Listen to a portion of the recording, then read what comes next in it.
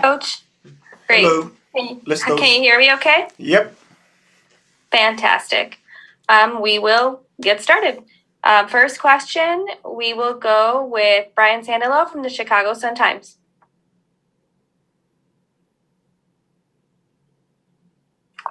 Hi, Ezra. Thanks for making some time for us. How you doing, Brian? Good. How are you? Good. Good. Thanks. And thanks again for making some time. Just wondering, there's been some reports out of Switzerland that Shaqiri will, after the season, will stay with Lugano just to train to stay ready for the World Cup. Are those reports accurate? At this point, I can't really say. I that's not correct. But we will help Shaq as far as doing what we can to provide, the proper environment for him to train leading up to the World Cup.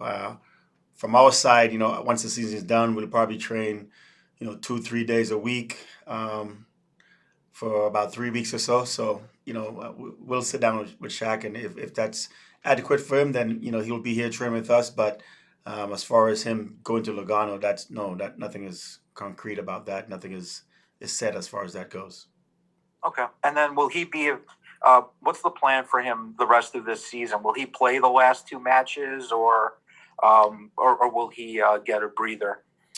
Well, we would, we always want to have him on the pitch when possible. But this week he's played a couple games now, 65, 70 minutes in each game. So as far as how much he will play this weekend, we haven't really decided that yet. But we're very conscious of the need for him to maybe get some rest leading up, because he never really had a rest going from last season in Europe right into our season. So we're conscious about that. That's something we'll sit down and talk with him about, as far as making sure that we send him off to the World Cup in the best physical shape as possible and as healthy as possible. Thank you. Thank you. And as a reminder for media on the call, please, if you have a question, go ahead and use the raised hand icon. And with that, we will go next to Alex Calabrese from SB Nation. Thank you. Hey, Ezra. Hope you're doing well. Thanks, a number of Fire players had some really good performances during the international break. So I'm curious, how closely have you been following a lot of those performances, and will some of those positive performances translate necessarily into opportunities with the first team in the last two games? Well, I think it was great to see that some of the younger, inexperienced players, step out and played well, as you said. As a team, as a club, we always want to step on the pitch with the idea of winning the game. And so, yes, it was a friendly, and yes, maybe we didn't have a number of our starters due to injury or international call-ups, but the guys who played, I thought, performed well. Going forward, that was an opportunity for them to show us, what they're capable of, and to show us that, when called upon, they can deliver. So we were happy to see that. Some of the players were from the second team, so they're not signed to first team contracts, like a Charlie Ostrom, for instance, who I thought played really well. But some of the other guys like Misa and Moniz and those guys, I thought showed well for themselves. As far as are they going to start going forward? No, but it's good to get an idea of where they are as far as playing against good competition. So it was good to see, and I think that's a credit to Ludo and those guys with the second team, what they've done, because these guys have played most of the minutes this year with the second team. So it was good to be able to put some guys on the pitch who haven't played in an MLS match or not much at all, to just kind of see where they're at. Kind of a litmus test for them. So that was good to see. Thank you. Next, we'll go with Hernan Espinosa from La Fiera Deportiva. Thank you for taking this call for us. The opinion about the extension contract with Guti and also Federico Navarro, and what do you think about that is for the team, the extension contract? And also John Duran has an international game with Colombia, and they, he was sub, but he was his first call-up for the national team. I want your opinion about that. Thank you. Yeah, well, let's start with the two contracts. Fede and Guti, two young players, two very good players, two players that we see as part of the future of the Chicago Fire going forward. So we wanted to make sure that we have those guys on board and let them know that they're going to be a part of this team, of this club going forward. So that was the reason behind that. Making sure that we lock those guys up and reinforce how much how we feel as a club, as an organization, about them. I thought two of them, two young players, both 22 and under, played some really really good minutes for us this year, to the point where they were starters, full-time starters by the end of the year. As far as Duran, he's another young player who's a very good player who showed in limited time this year how good of a player he is.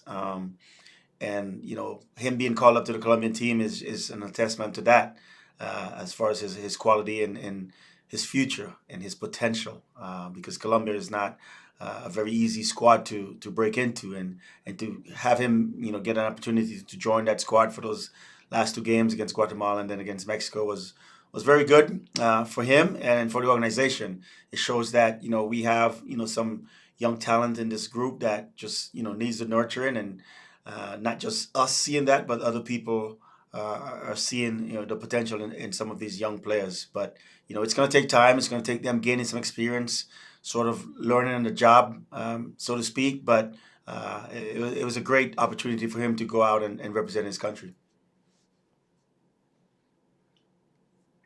Thank you. Next, we will go back to Brian Sandalo. Sure. Thank you. To go back to Shaqiri, he, as we all remember, he left the Charlotte game late because of the quad issue, but then meets up with Switzerland and then plays 130 minutes roughly over 4 days with them. What was your reaction to seeing him healthy enough to play for Switzerland? And does that make you question at all his commitment to the Fire and how much he prioritizes them compared to his national team duty? Not at all. As far as questioning his commitment, I think Shaq came in with a commitment to help get this organization back to where it belongs to, and I think he's shown that throughout the entire year. Even when he was carrying injuries, he played. Some that wasn't the case for every player on the squad this year. So I think his commitment to this team is very high, and but he knows his body and he knows what he's feeling. We were coming back off the road of 2 road games, which he wasn't healthy, but he played in both of those games against New England, against Columbus, even in Montreal he played. So he put it out there. It was a succession of games, and he felt it late in the Charlotte match. And if Shaq says that he's feeling it, I truly believe him, because he's shown to me as a coach that throughout the year he was able to play with some injuries, and if he's not able to go, it means it's really really bothering him. And you can't blame a player for not wanting to get injured, or to feel something and pretend that it's not there, and then it ended up being worse. But as far as representing his country, we all want to represent our country, and he had the opportunity. He's a big part of what they're doing, and so I had no problem with him, being able to play. Obviously he wasn't able to play 90 minutes, but he was able to play in both games for about 60, 65 minutes each game. But his commitment to the Fire is real, and it's 100%, and I don't question that at all. I mean, he's shown that to us throughout the year. Thank you. We'll go last question to Alex Calabrese. Thank you again. Hey, Ezra, with the playoffs now officially out of the picture mathematically, how much do you value using those last 180 minutes of MLS soccer this season to build toward next year, as opposed to what's necessarily the most likely to help the team win those 2 games to get 6 points? Well, it's a catch-22. You want to give some guys some opportunity that maybe didn't have as many opportunities as possible. You still evaluating players, but at the end of the day, we want to finish strong. We want to finish on a positive note, and that's something that I spoke to the players about going into the Lyon game. It's a friendly, but the year hasn't gone as planned, but we want to finish the last 3 games, the Lyon plus these 2 MLS games, on a positive note. So we're going to put out the best, the strongest team that we can as an organization, because I think we owe it to our fans. I think we owe it to the city. I think we owe it to our owner. We owe it to ourselves, because there were a lot of games this year that we felt we left points on the table. And for instance, Cincinnati was one of those, where they came into our place and they were able to walk away with 3 points due to an own goal by us and then a late, giveaway on the top of our 18. So that's still in our mind, and that's something we want to rectify, because we felt like, they took points from us at home. So we want to go there and do that. So we want to make sure that we have the right combination of players, where we're giving some players an opportunity, but, we're not just throwing it all away and just, giving up on the season because we're out of the playoffs. We still owe it to our fans and to this organization to put a good product on the pitch and play the best football that we can to try to win the game. And like I said, get those points back from them that, we felt like they stole from us in the home game against them early this season. Thank you so much, Coach, for taking the time to speak with us today. We really appreciate it. Right. And for the media on the call, we will be up shortly with defender